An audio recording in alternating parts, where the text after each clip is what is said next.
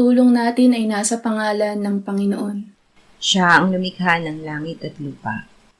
Ating ipahayag ang ating mga kasalanan sa Diyos. Ang ating Diyos ay Diyos na mahabagin at mapagpatawad.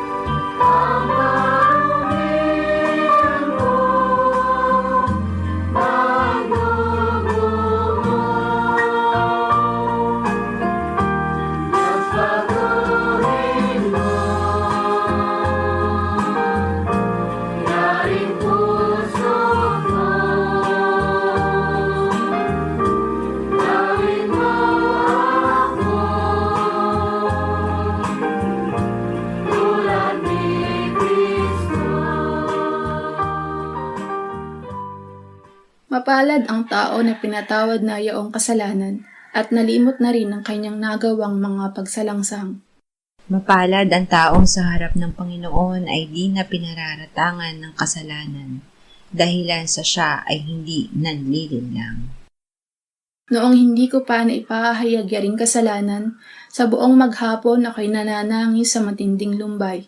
Sa araw at gabi, bigat ng kamay mo ang nararamdaman. Ano pa't wala nang nalalabi akong lakas sa katawan. Hamog ang kaparis, dagling na tayo sa sikat ng araw. Ako ay lumapit sa iyong harapan at salay inamin. Ang aking nagawang mga pagsalansang di ko inilihim. Pinagpasyahan ko ang lahat ng ito sa iyo'y idaing at aking natamo ang iyong patawad sa sala kong angkin. Mga minamahal, sinasabi sa unang Juan, Kabanata 1, Talata 9, kung ipinapahayag natin ang ating mga kasalanan, maaasahan nating ipatatawad sa atin ng Diyos ang mga ito at lilinisin tayo sa lahat ng ating kasamaan sapagkat siya ay tapat at matuwid. Salamat sa iyo, O Diyos. Pinatunayan mo ang iyong pag-ibig sa amin nang si Kristo ay mamatay para sa amin noong kami mga makasalanan pa. Ngayon ay buksan mo ang aming mga labi at kami ay magpupuri sa iyo.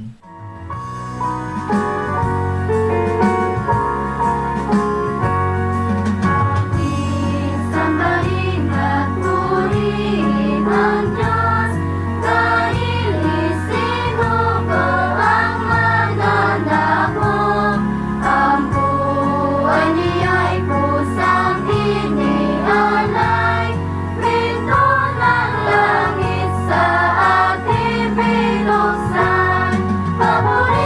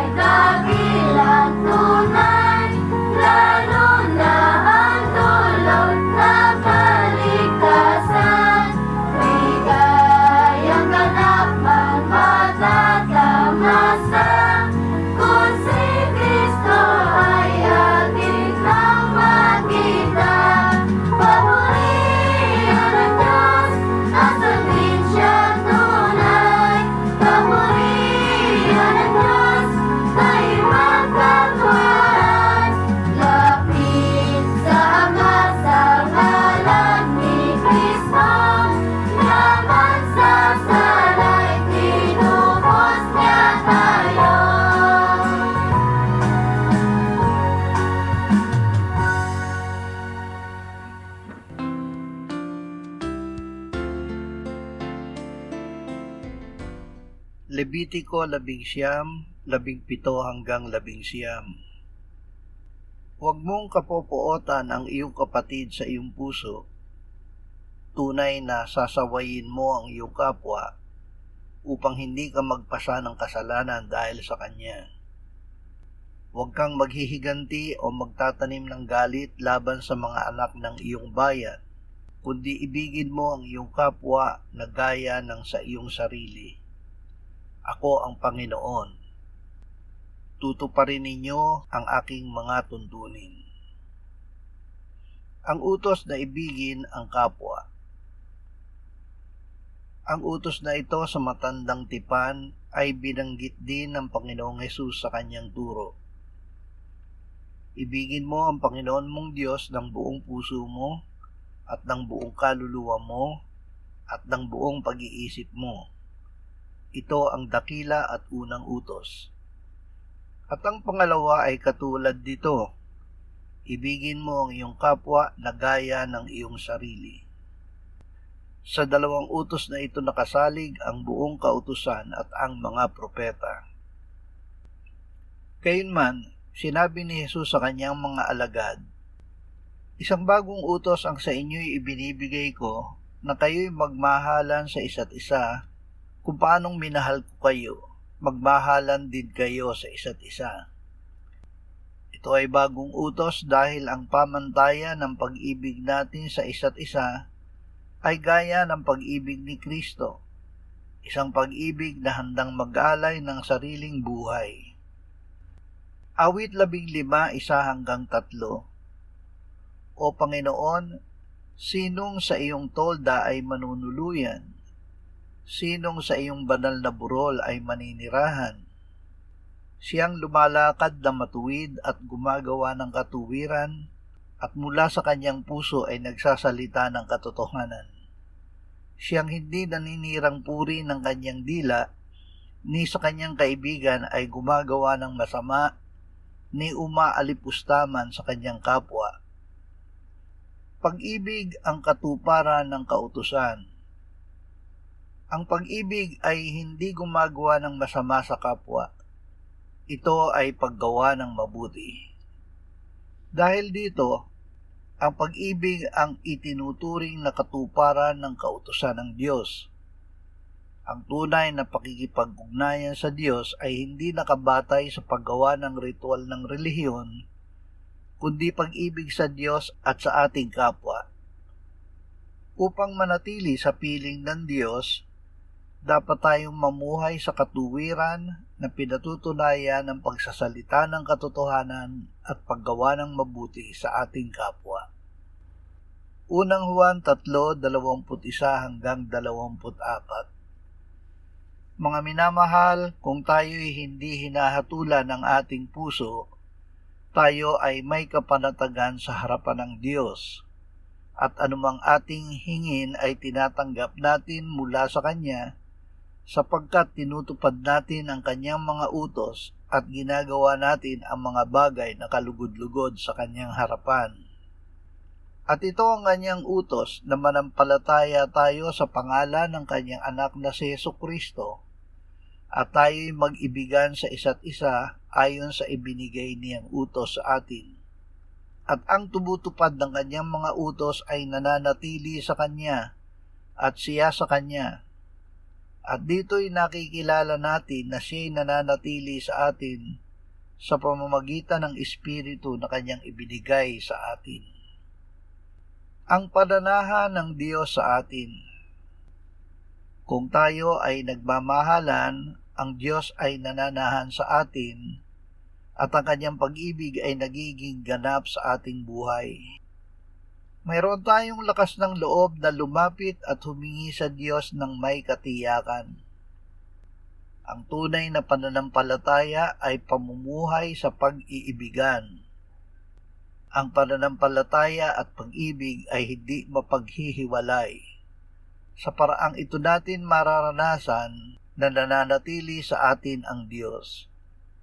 Ito ay pinatutunayan sa atin ng Espiritu Santo na nagbuhos ng pag-ibig ng Diyos sa ating puso. Juan 15:9-13. Kung paanong minahal ako ng Ama, ay gayon din naman minamahal ko kayo. Manatili kayo sa aking pagmamahal. Kung tinutupad ninyo ang aking mga utos, ay mananatili kayo sa aking pag-ibig, gaya ng aking pagtupad sa mga utos ng aking Ama, at ako'y nananatili sa kanyang pag-ibig. Ang mga bagay na ito ay sinabi ko sa inyo, upang ang aking kagalakan ay mapasa inyo, at ang inyong kagalakan ay malubos. Ito ang aking utos, na kayo'y magmahalan sa isa't isa, gaya ng pagmamahal ko sa inyo. Walang may higit pang dakilang pag-ibig kaysa rito, na ibigay ng isang tao ang kanyang buhay dahil sa kanyang mga kaibigan. Pinakadakila ang pag-ibig. Ngayon ay nananatili ang tatlong ito, ang pananampalataya, pag-asa at pag-ibig. Ngunit ang pinakadakila sa mga ito ay ang pag-ibig. Ang pag-ibig ay pinakadakila dahil ito ang pag-ibig ng Ama sa kanyang anak at ang pag-ibig ng anak sa tumutupad sa utos ng Ama. Sinabi ng Panginoong Hesus, kung ang isang tao ay nagmamahal sa akin, ay kanyang tutuparin ang aking salita, at sila'y mamahalin ng aking Ama, at kami lalapit sa kanya, at kami gagawa ng tahanang kasama siya. Kung tinutupad ninyo ang aking mga utos, mananatili kayo sa aking pag-ibig, gaya ng pagtupad ko sa mga utos ng aking Ama, at ako'y nananatili sa kanyang pag-ibig. Ang kaganapan ng lahat ng utos. Ang pag-ibig ang kaganapan ng lahat ng utos ng Diyos at ang pinakamataas na pagkakakilanlan ng isang may tunay na pananampalataya sa Diyos. Habang ang matandang tipan ay nagbigay diin sa katuwiran, ipinakita ng bagong tipan sa pamamagitan ni Jesus na ang pag-ibig ang pinakadakilang kapangyarihan, isang banal na pag-ibig na nagmumula sa Ama, nananatili sa atin at nagbubuklod sa atin bilang magkakapatid.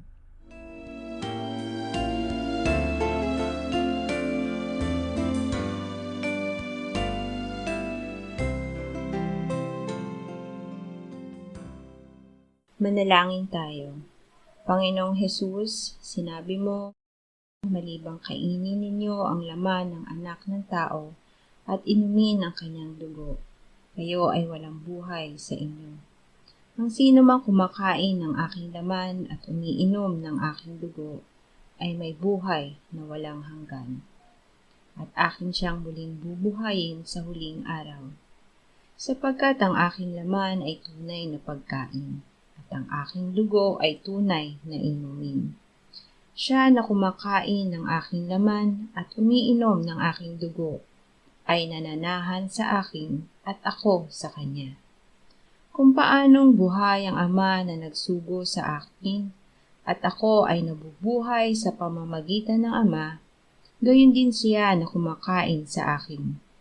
Siya man ay mabubuhay sa pamamagitan ko. Panginoong Hesus, aming tagapagligtas, tinatanggap ka namin sa oras na ito bilang aming tinapay ng buhay. Tinatanggap namin ang iyong katawan na ipinako sa krus, namatay, inilibing, pinuhay na muli at iniakyat ng Ama sa kanyang kanan sa langit bilang aming tunay na pagkain.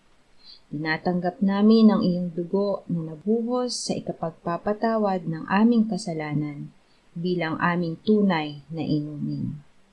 Manahan at mabuhay ka sa amin upang kami ay mamuhay sa pamamagitan mo kung paanong ikaw ay namuhay sa pamamagitan ng Ama. Salamat, Ama, sapagkat dahil kay Kristo, kami ngayon ay nakapamumuhay kasama mo kaisa ng Espiritu Santo. Sa iyo ang lahat ng kalwalhatian, ngayon at magpakailanman. Amen.